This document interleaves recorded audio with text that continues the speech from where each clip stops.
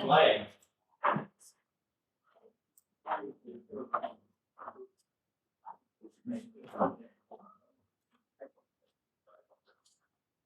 So I can die here.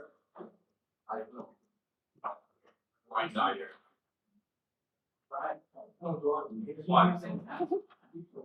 Okay, we're not going to watch this video, but I think you guys could probably, on page 70, do question 1 and probably question 2. So give those a try while I go get a couple of chemicals to do a mini demonstration. Like a micro demonstration. Very small. Do questions 1 and 2 at the top of page 7.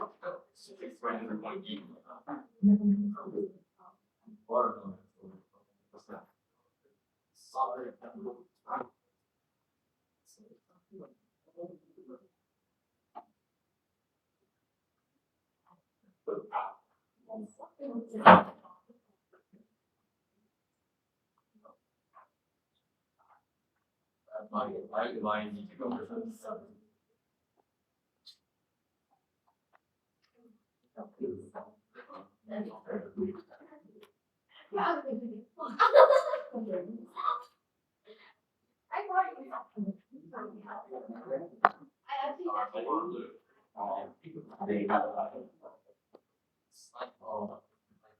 I have to, you know, providing the solution.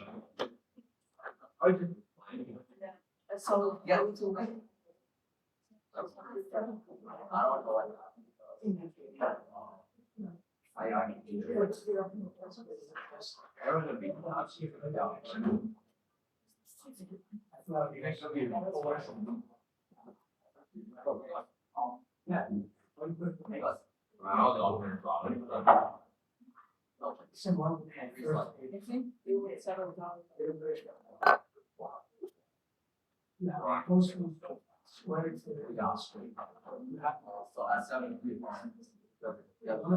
Okay, into this test tube, I am putting some 0.1 molar potassium iodide.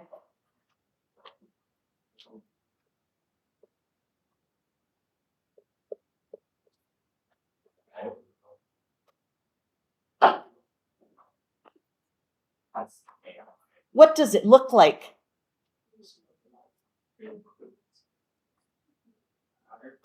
It looks like water. That's because it is a solution. And solutions are aqueous, but they're also transparent, clear. Okay? So we have our Ki, and we're also going to have some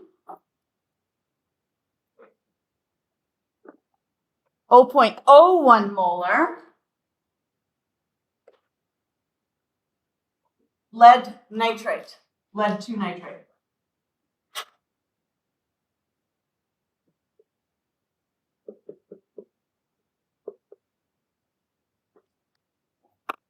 Okay, and let's see what that one looks like.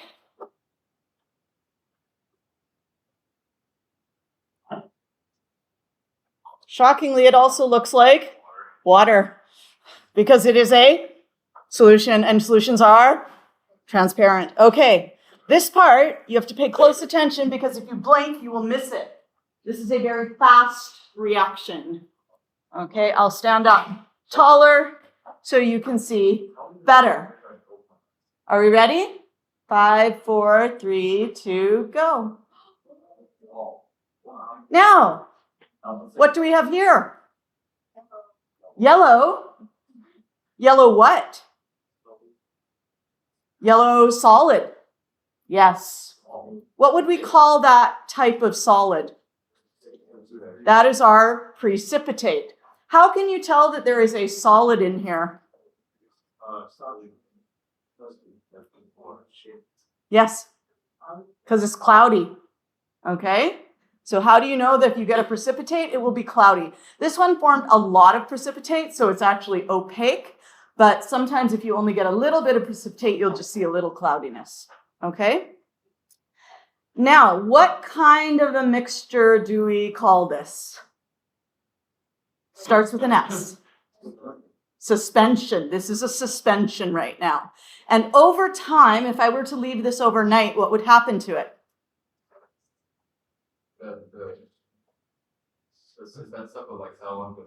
The suspended stuff would settle out. So if I wanted to, I could wait for this to settle, okay? And then I could separate the liquid portion from the solid portion. I don't want to wait. What's one way I could separate the solid from the liquid? I could filter it. However, this is a very small volume, so if I wanted to collect the liquid afterwards, most of the liquid would just sop into the, the filter paper, and then it would just evaporate, right? So we wouldn't really be able to get the liquid. So we're going to use another method of separating solid from liquid that you learned over the summer. Does anyone remember another method of separating solid from liquid? I don't blame you if you don't. It was like way at the beginning. Boiling. Starts with a C.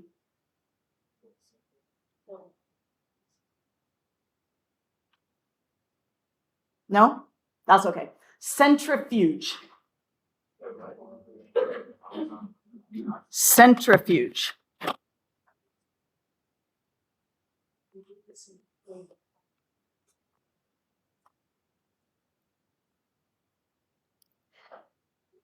And it uses centrifugal force. What kind of force is centrifugal force? I know it's also always centripetal force, centrifugal force. I don't know the difference. I'm not a physicist. Yes? This is the thing where you put it inside and it spins around. Yeah, you put it inside and it spins around, and we just happen to have one of those right here. Okay? So we are going to put this in and spin it, but do you know what happens if you spin something and it's unbalanced? It tends to wobble. Yes? Does anybody have the old-fashioned kind of washing machine where it's like a top-loading washing machine? Anyone? Yeah? Have you ever had an unbalanced load in there on the spin cycle? And it's like, and it starts like walking across the room, right? It's really bad. Like if you ever try and wash a pillow, not a good idea. Do not wash your pillows that way, okay? At any rate, we need to make sure that our load is balanced. So in this thing here, there are 6 slots. So it's shaped like a hexagon, and they go out at an angle like this. Yes? So you can imagine I would have 6 arms. Okay, I want to put them opposite one another. I don't want to have one here and one here because that would not be balanced. Yes? Because there would be more weight on this side than there would behind me. Yeah? And I don't want it here. Certainly don't want it there. The other thing I need to have what in here? The same amount of, approximately the same amount of liquid. A little bit of difference in mass won't matter too much, but we don't want it to be too different. So I'm going to fill this with water to approximately the same volume.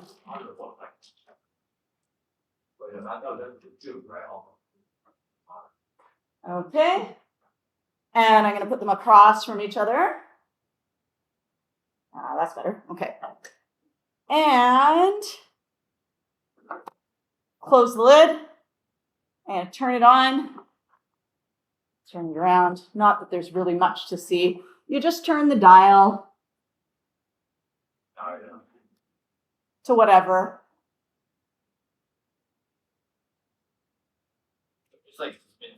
It just spins really fast.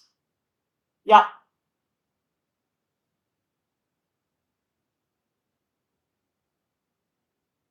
And while we're doing that, how about you write down your reactants for this reaction somewhere? Get yourself a piece of paper, or you can write it at the top or bottom of the page.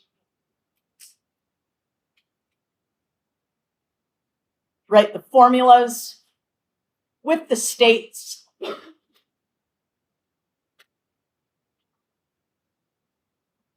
Free blank paper at the back of the room if you need it.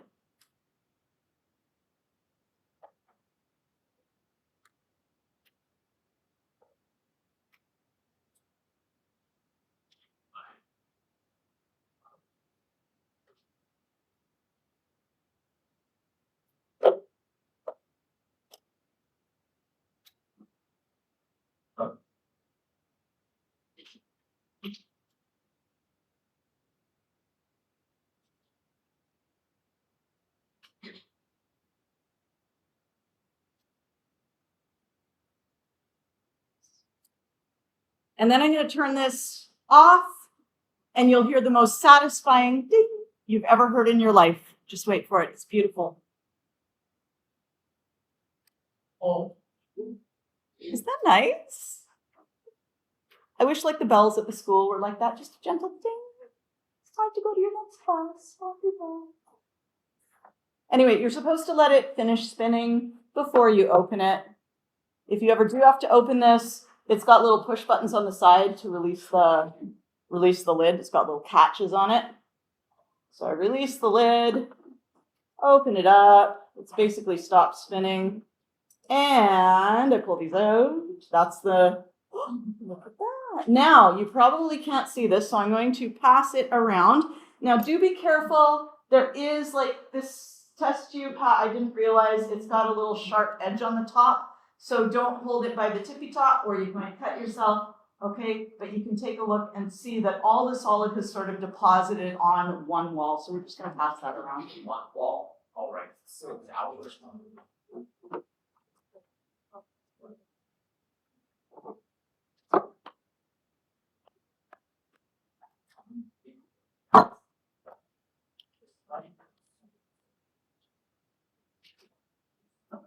it is a little bit like, yeah.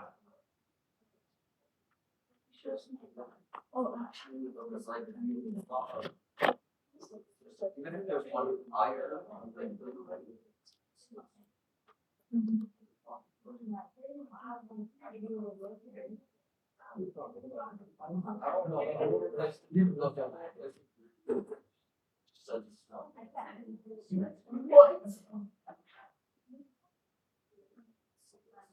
yeah.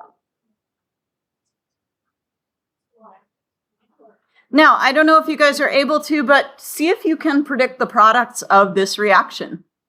Okay, I don't know if you've already done that, but give it a go if you haven't already.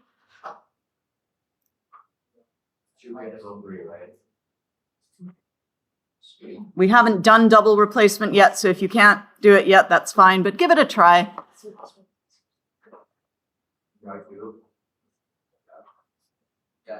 Yes, this is data.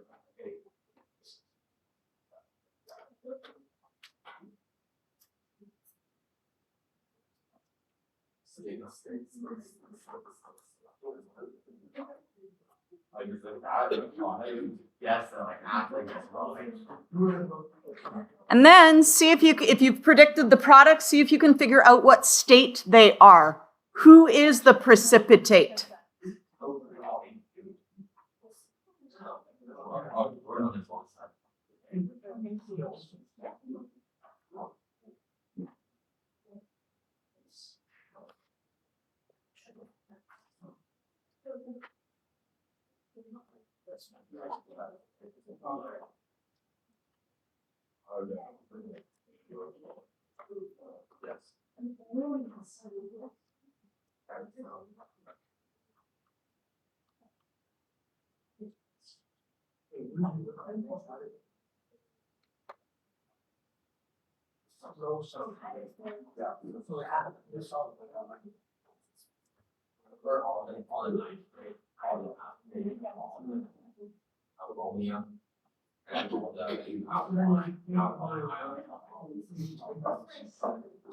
If you're having any difficulty at all predicting the products, here's a little tip. If you write out your ions, right, we have K plus, I minus, Pb2 plus, and NO3 minus. Those are the 4 ions that we have. And then what you do is you combine your outside ions.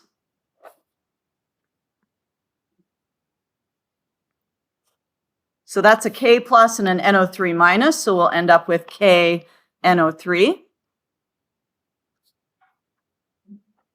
And I'll leave a little space for a state. And then you combine the inside ions.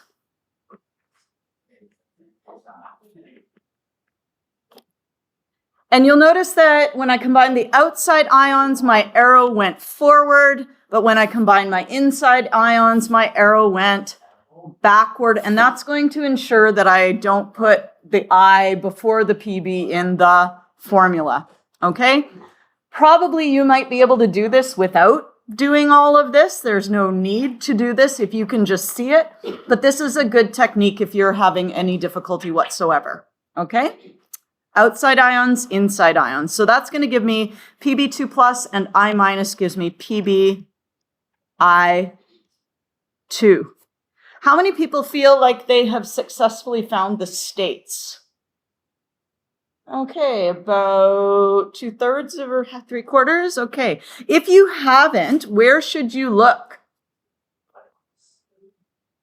You should look not on this one, because what's this one for? This one is for single replacement. However, we have another table on page 4. And this one is used for double replacement.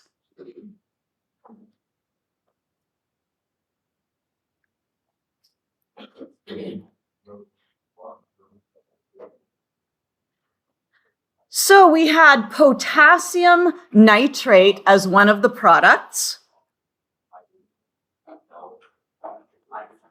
And if you start memorizing your always soluble ions, you will know that K is an alkali, and alkalis are soluble with everything. Also, the other partner, K goes with NO3. NO3, guess what?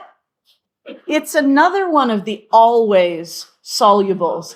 So we have an always soluble and an always soluble, thank you. And so, of course, it must be soluble. So, whoops. KNO3 will be solid or aqueous? Aqueous, because it's soluble.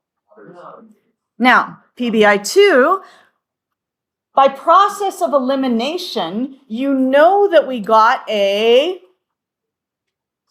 precipitate, so therefore it has to be the solid. So that's the kind of thing you might get in an AP exam, is they might say a precipitate forms. You know, you mix these things and a precipitate forms. And so you're like, well, I know that KNO3 is aqueous. If a precipitate forms, the other one must be low solubility. It must be a solid. Okay, that's the kind of thing. So people always worry. They get used to using this table and they're like, I'll never be able to figure out. No, you will. You'll be fine. Okay, but let's just say you wanted to use the table today. You would say, I have iodide and I mix it with lead. And I can look up and say that is indeed confirming low solubility. So that will be our solid, our precipitate. Whoops. Sorry. So that is our solid. And then at this point, now that you've predicted those products,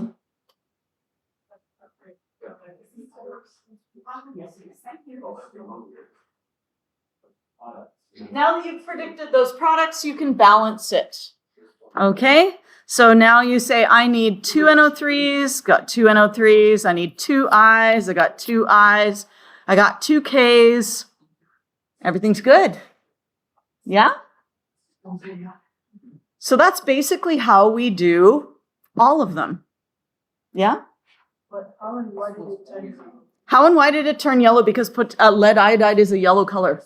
Iodine ion is somewhat yellow. And when it's in a crystal altogether, it is yellow. If you look at the iodine bottle, it's been stained a little bit yellow.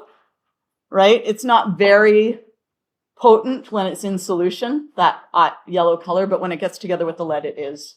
Okay? Now, the other thing we can do with this, once we centrifuge, if we want to get the liquid separated, we do a process where we just take the liquid and we pour it off into the other container.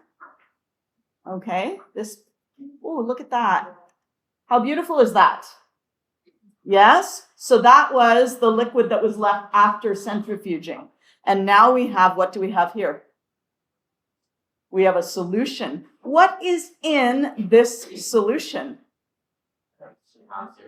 Potassium nitrate. Okay, so this is all potassium nitrate. However, there will also be a little bit of extra iodide left over. Because if you look at this, what can you say about the two concentrations? They're different. This one is higher and this one is lower. And this one's higher by how much? By what factor? By a factor of 10. Yes? So I have 10 times more potassium iodide than I do lead nitrate. So I will have extra Ki, but I will use up all of the lead nitrate. And the reason I really want it to be that way is because lead is a toxic chemical and I don't want to put it down the drain. So I want to make sure that all of the lead is in the solid and none of it is left in the aqueous solution. I don't mind if there's extra iodide left in here afterwards because it doesn't matter, right? Iodide isn't toxic. Okay? Okay, so where were we at? I was saying something, but I don't remember what. Oh yeah, that's called decanting, where you pour off the liquid and leave the solid behind. It's called decanting. Let's put that somewhere. So we centrifuge, which is where we have a test tube here and a test tube here. And we spin it around. Okay.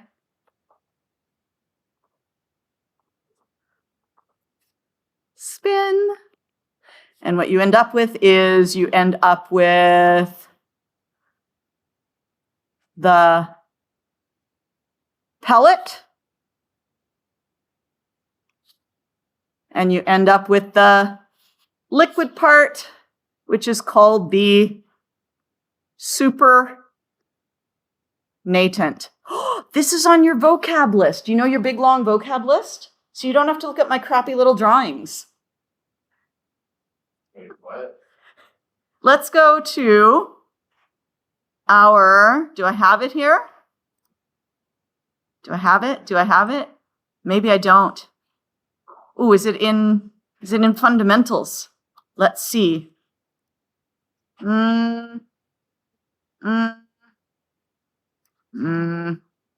I'll find it. It's somewhere. Oh, vocab. That looks good. There we go. Do you remember the big long vocab list with the pretty colors? Yes? Like that? So if we go to the end of that list, where is it? It's near the end. Let's see if I actually have it, or if I'm not clever enough to have done that. I don't think I'm clever enough to have done that. Oh, bummer. Okay, well, I'll add those on for next time. That's okay. Oh, it's in that one. Where is that? This is the page. Oh.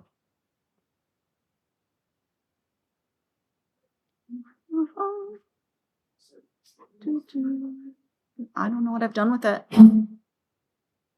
Okay, I don't know what I've done with it. We'll find it some other time. I don't know. I've lost it. I've lost the plot. Anyway, doesn't matter. You've just seen it live, and I'll make sure that you do have that diagram.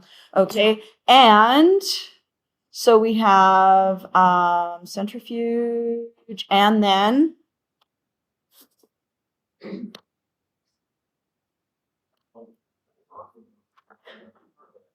when we pour off the liquid part, supernatant. So we centrifuge it, we get the pellet, which is the solid. We have the supernatant, which is the liquid. And when we pour off the liquid,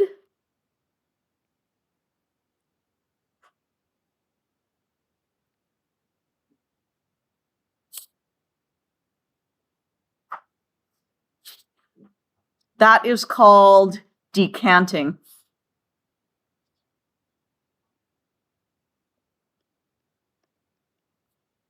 Anyone ever heard of a wine decanter? Yes? You've heard of one? Yeah. Okay. So a wine decanter used to be more important when they used to make wine like sort of more naturally. Now they bottle everything and they filter it with microfilters and blah, blah, blah. But it used to be that you'd make the wine and the yeast would die and they would wait for the yeast to settle all to the bottom. And then they would pour off the wine into a decanter. Yes. So, and often they would have like the decanter would be like this, and it would have a big wide bottom. And what would happen is that would allow a lot of surface for the solid to settle on. And then when you pour the wine out of it, you would leave the solid behind. And so your wine wouldn't have this cloudy residue. Yeah? Anyway, that's called decanting. So centrifuging and decanting is another way of separating a liquid from a solid.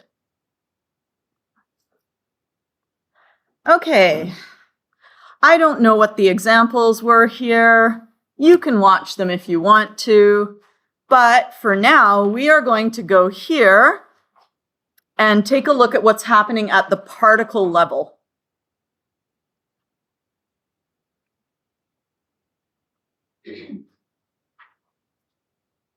Because there are three possibilities for what can happen at the particle level. The first example we have here, we have NaNO3, and you'll notice we have an alkali. What do we know about alkalis? No, you all need to be able to tell me immediately. What do we all know about alkalis? They're always soluble. What do we know about nitrates? They're always soluble. Good. Okay, so that's why all the ions are floating around separately. Yes, we have a solution. It is aqueous. Oh, here we have potassium sulfide. Guess what we have? We have an alkali. So this will also be soluble. So it doesn't matter about the S because the K takes care of it. Now, when we mix these two together, it will look very boring. You'll start with something that looks like water in each thing, and then you'll pour them together, and you'll end up with a solution that looks like what? Looks like water. Because still, even if you swap partners, both of these have an alkali, so both of them are soluble, so both of them are aqueous. And if both products are aqueous, have we made any new substances? Like if you look at it, we started out with Ks and we finished with Ks. We started out with S's and we finished with S's. We started out with NAs, we finished with NAs. We started out with NO3, we finished with NO3. We have mixed them, but there has been no new substance. No new substance. And if there was no new substance, have we had a reaction? No. So in this case, you would cross these out and you would say there was no reaction. Or if you prefer, you can just write NR. So if both products are aqueous, there is no reaction. Yes?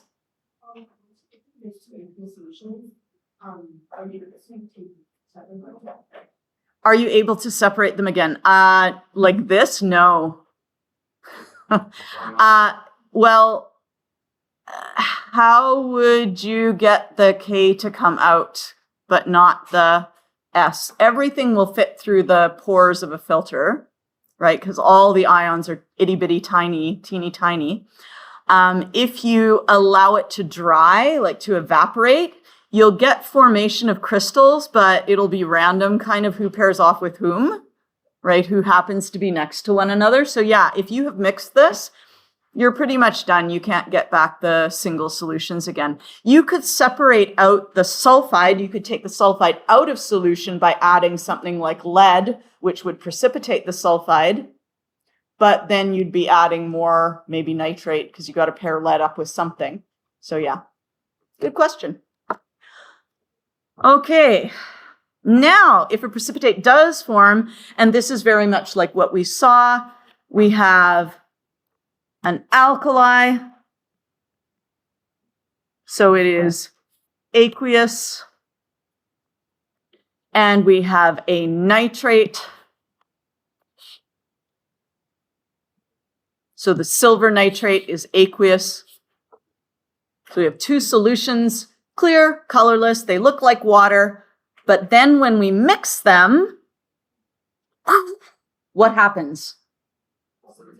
Precipitate forms. Now, because we have to draw something that looks like something, I've drawn it as one clump at the bottom. It would actually be lots of little mini crystal lattices all floating throughout the solution, okay? Suspended in the solution. It would look cloudy, okay? So this is going to appear cloudy.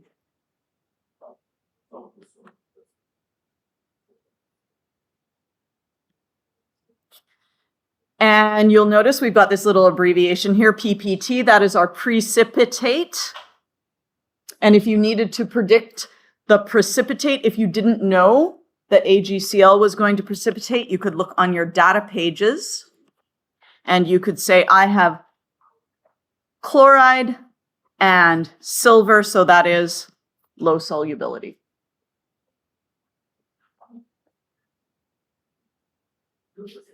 Okay.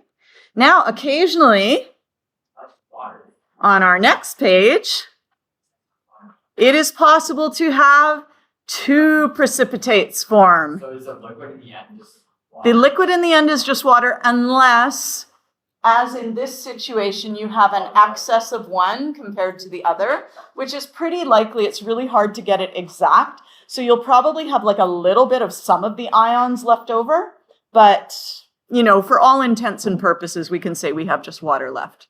Okay, so we'll do something similar with acids and bases. We'll neutralize the hydrogen and hydroxide ions, and you'll be left with salt water. So, at any rate, here we have some copper sulfate, which is soluble, strontium hydroxide, which is soluble. And then, if we look up copper hydroxide, the only thing it's soluble with are the usual suspects and strontium. Well, copper is none of those, so copper 2+ is going to be down here. And our other ion, so that's going to be low solubility, copper hydroxide. And our other one is strontium sulfate. So we go here, and we say sulfate with strontium is also low solubility. So that's also a solid. strontium is salt?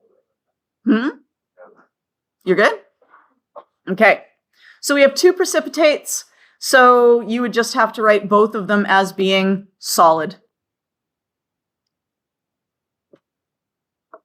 Sometimes people are like, oh, I got both of them precipitated, so there was no reaction. No, no, no, no, no. You got two things. That's exciting. You got two new substances. Yes? Sorry. You have the water. Would you include water? Sorry. Okay. Separate these solids. Oh, yeah. Probably not. They would probably just kind of like mix. So you'd probably have, I don't know.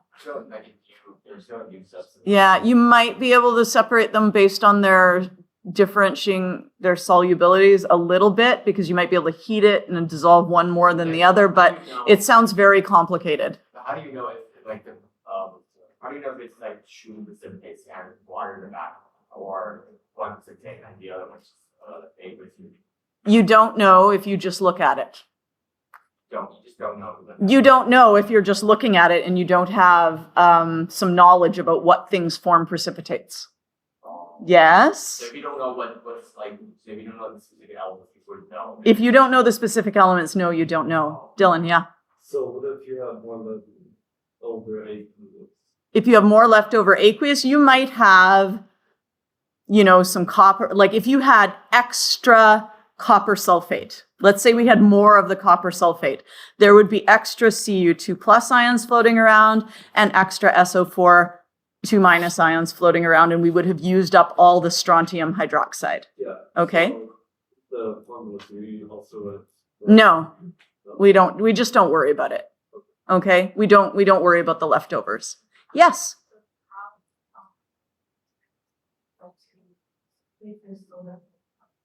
There's still going to be. There will still be water. I mean, everything's taking place in aqueous solution, so there's water, water, water everywhere. Yeah. Yes.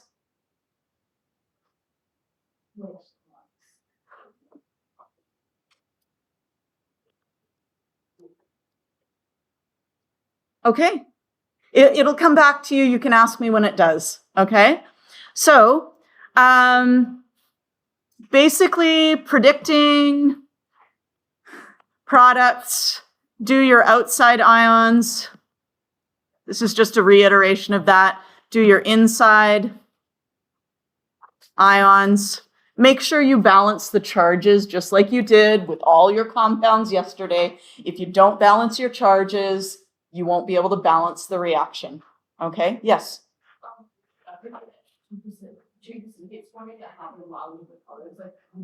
Possibly.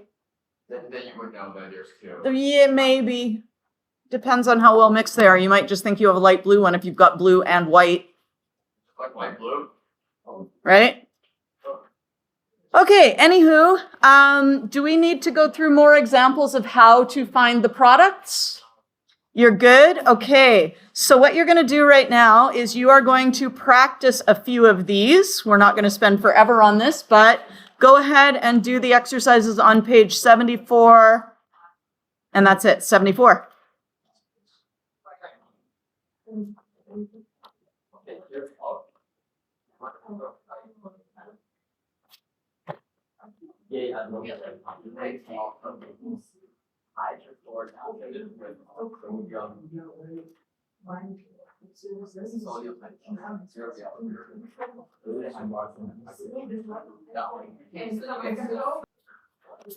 So page 76, what are acids, bases, and salts? You know a lot of this already. We're just going to clarify just a little bit,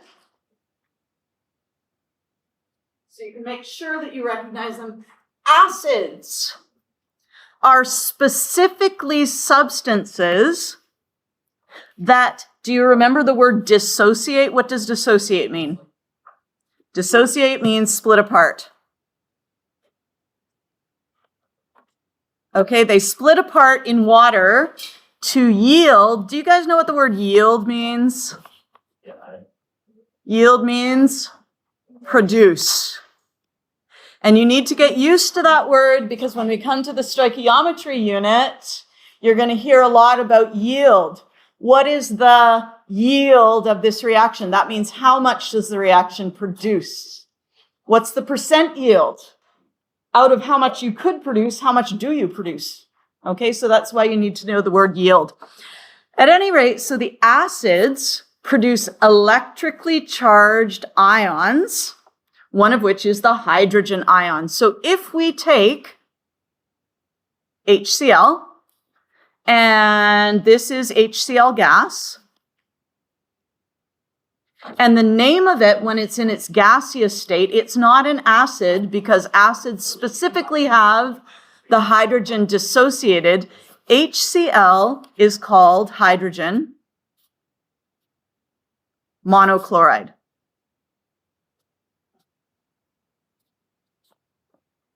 Okay, and so in gaseous state, not an acid. Not yet an acid. When does it become an acid? It becomes an acid when we toss it into water.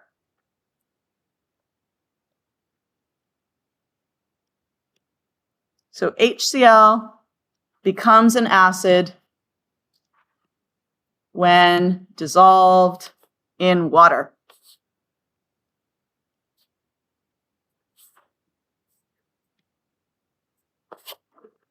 And what do we get? It separates into ions, just like an ionic compound. Okay, it dissociates.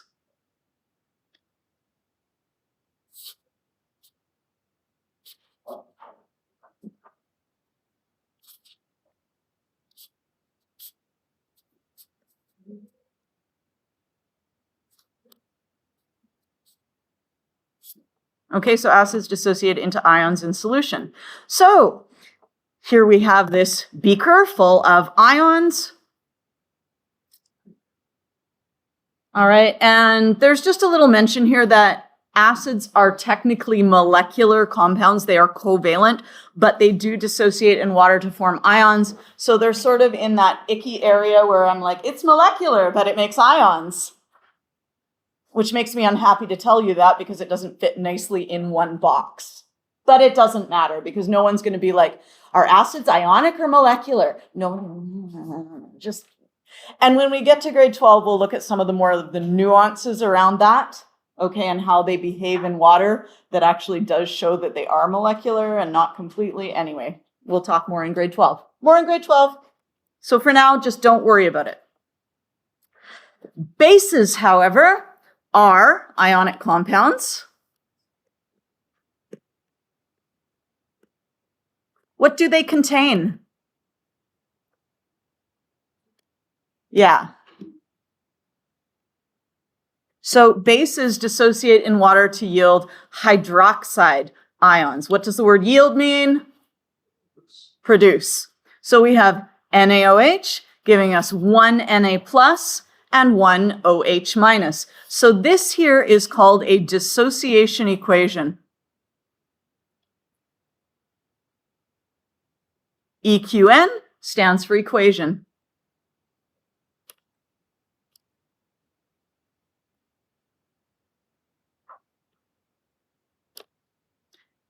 Just like any other type of equation, dissociation equations have to be balanced. Yes? So if I have barium hydroxide, there is a subscript 2 beside the OH. So we have to have a 2 in front of the OH there. Is good? Okay. So let's look at what happens when we put sodium hydroxide into water. We start with sodium hydroxide solid, and then when we dissolve it, we now have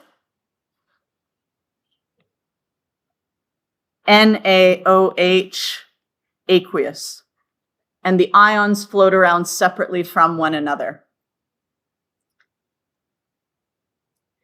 Because NaOH is an ionic compound, you can see we have a little crystal lattice. That is our NaOH solid.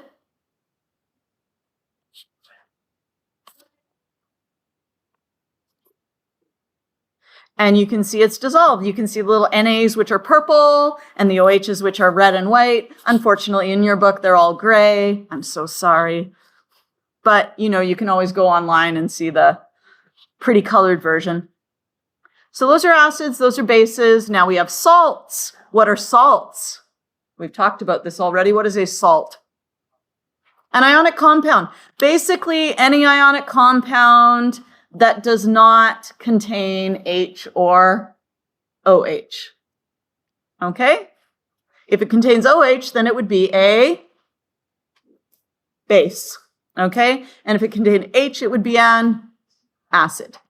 So all ionic compounds that don't contain OH, the reason I didn't mention acids is because acids are not ionic compounds, they are molecular. At any rate, these are all the Arrhenius definitions. Svante Arrhenius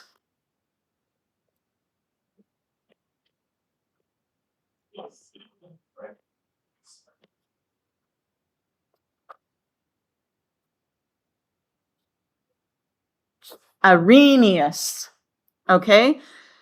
That'll become important in grade 12 when we look at different definitions of acids and bases.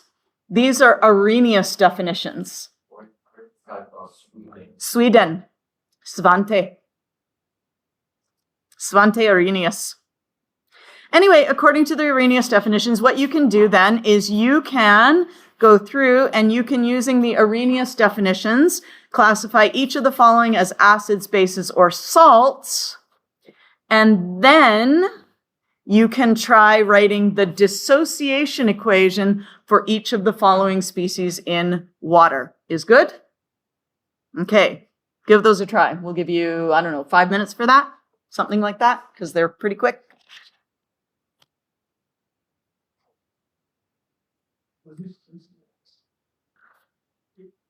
Dissociation.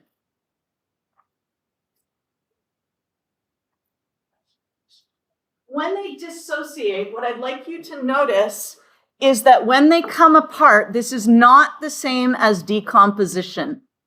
Okay? NaCl does not become Na solid and Cl2 gas. That would be decomposition.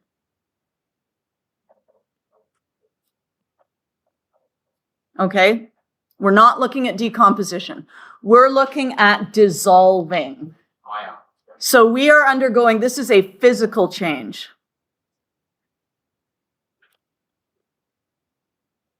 So this is not a chemical reaction. This is a physical change. We are only changing states. We're going from solid to aqueous. And you'll notice we started with ions and we finished with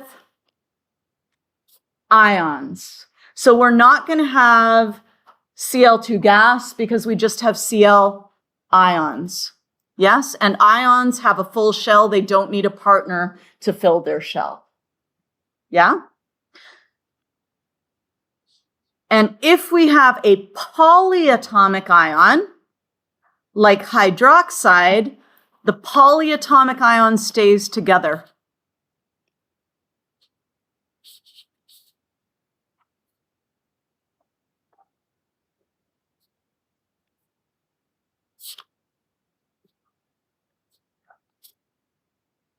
So let's say I had a salt like KMnO4 and it was a solid. In water, it would dissociate into the positive ion, K+, and all the rest of that is our negative ion, MnO4-. So we would just end up with K+, which is aqueous, and MnO4-, which is also aqueous. Okay? And like I said, if you're not feeling awesome about dissociation and writing the equations, we've got a whole section devoted to that in Unit 8, so don't stress out about it too much. Okay? You don't have to write it in down. No, you don't have to write that. I'm just putting that there for clarification. No, you do not. It's just for the example. Yeah. Okay? That's manganese. Permanganate. Manganese. Permanganate, yeah. Potassium permanganate.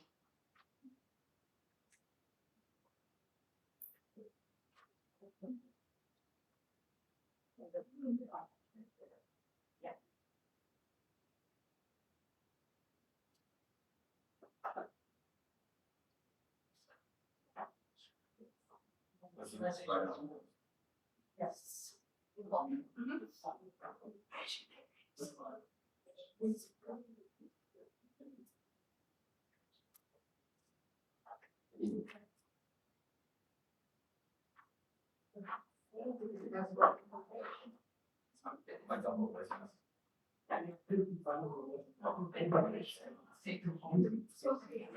Well, for your dissociation equations, we're always looking at dissolving in water, so the states of the products will be aqueous.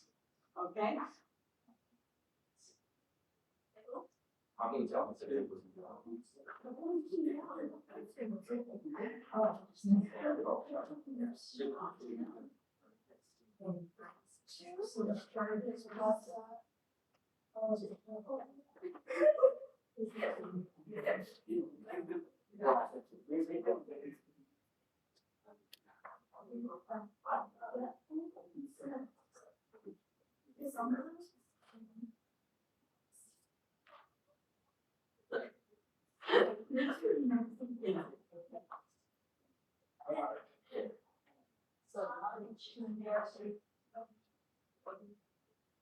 Right? Let's split into ions. Yeah? Yeah.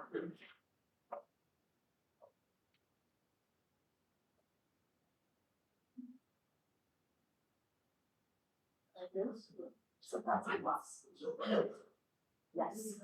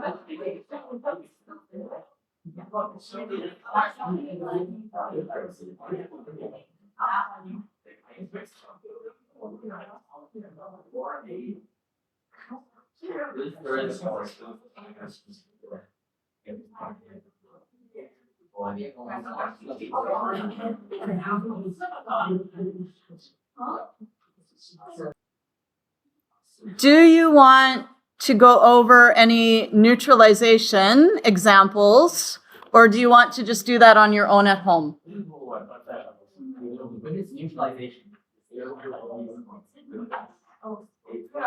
Do it at home? Sounds good. There are videos here for you to watch.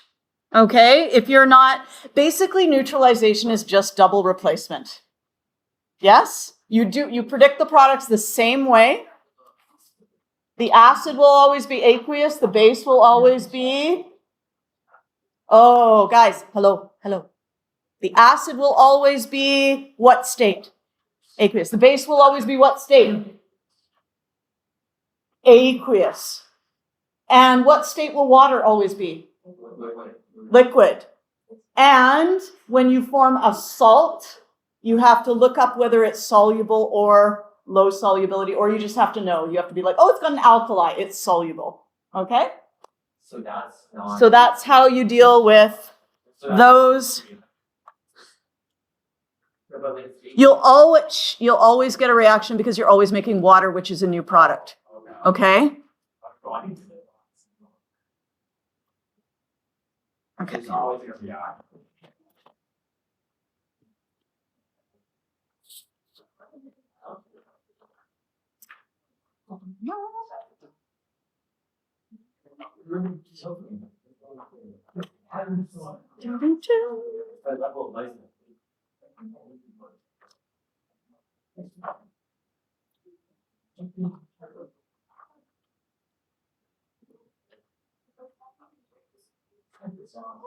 So for these ones, three stays together? Yes. But OH stays together. Yes. And you'll have to have the negative there as well. oh. Yeah. Good stuff.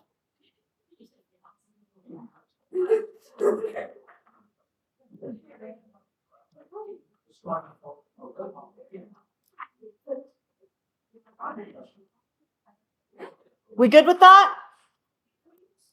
77, 74 to 75, and 79. That's your double replacement, your acids and bases, and your neutralization. Okay?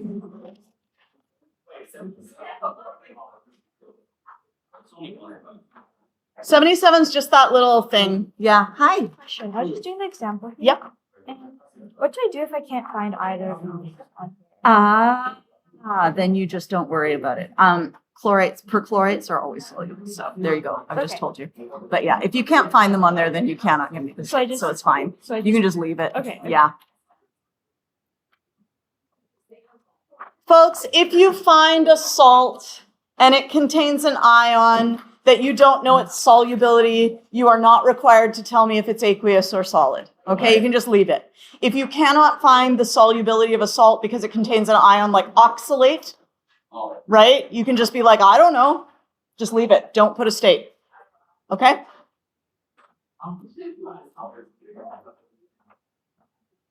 It was